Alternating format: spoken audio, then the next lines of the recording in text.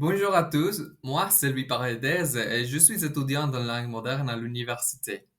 Comme beaucoup d'entre vous, j'adore apprendre les langues, l'anglais, le français, le portugais et l'italien.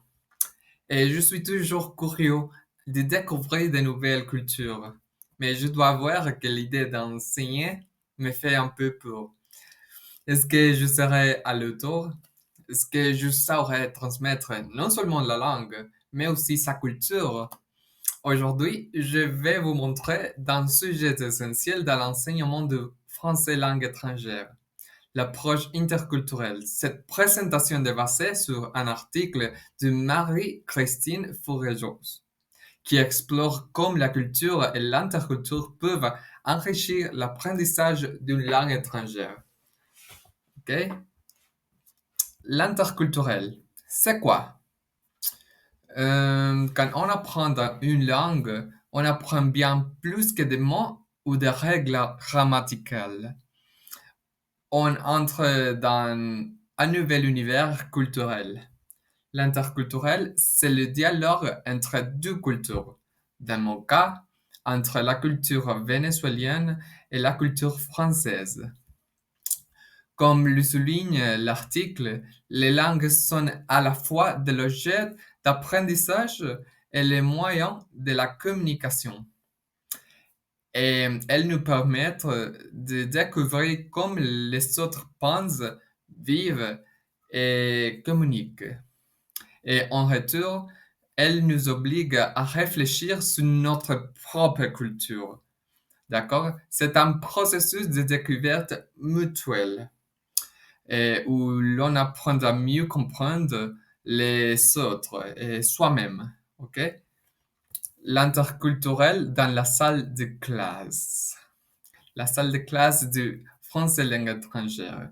Imaginez une classe du français langue étrangère, des étudiants de différentes origines et chacun avec sa propre culture.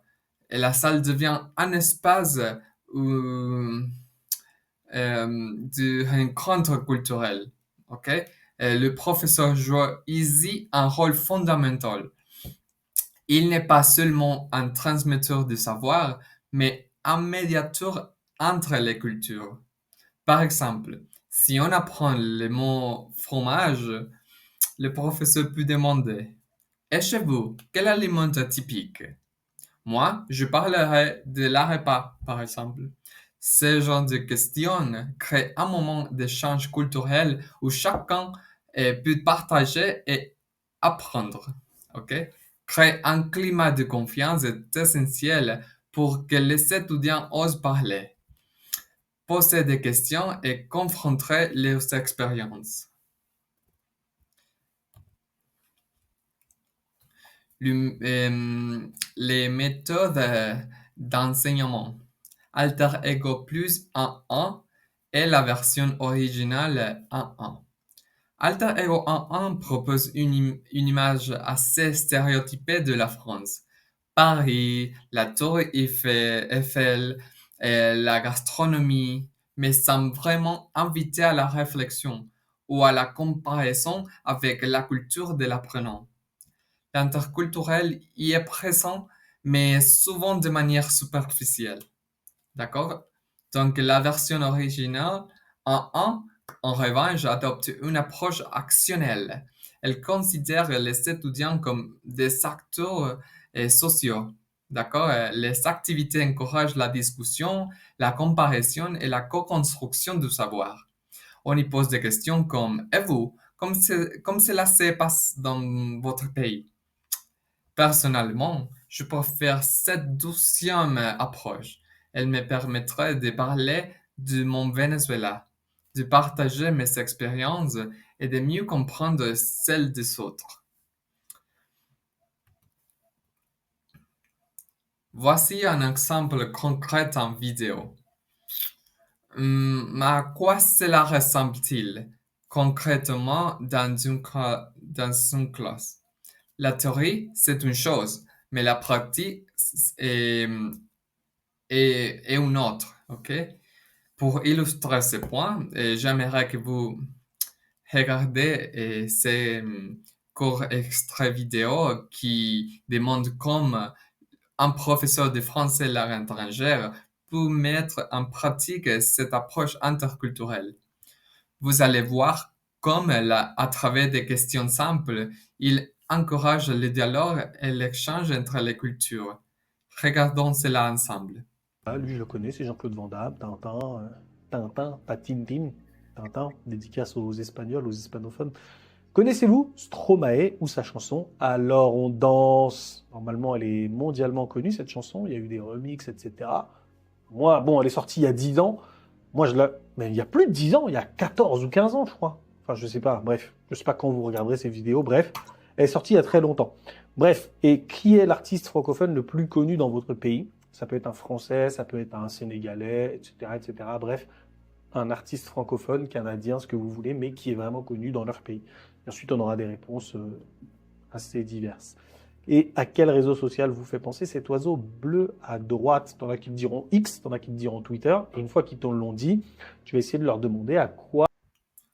Ok, comme vous venez de le voir, le rôle du professeur est crucial. Il pose des questions, il encourage l'échange, il est un véritable médiateur. Et le résultat, c'est un authentique dialogue où les apprenants partagent leurs préférences et comparent naturellement les cultures. Cette vision de la classe ressemble beaucoup avec moi et me ramène à mon expérience personnelle. Ah, lui, je le connais. Donc, on va voir. Et mon expérience personnelle est comme étudiant de français langue étrangère. Mon regard depuis le Venezuela. En tant qu'étudiant, j'ai souvent ressenti ce que décrit l'article. Parfois, un mot en français a un sens culturel que je ne connais pas.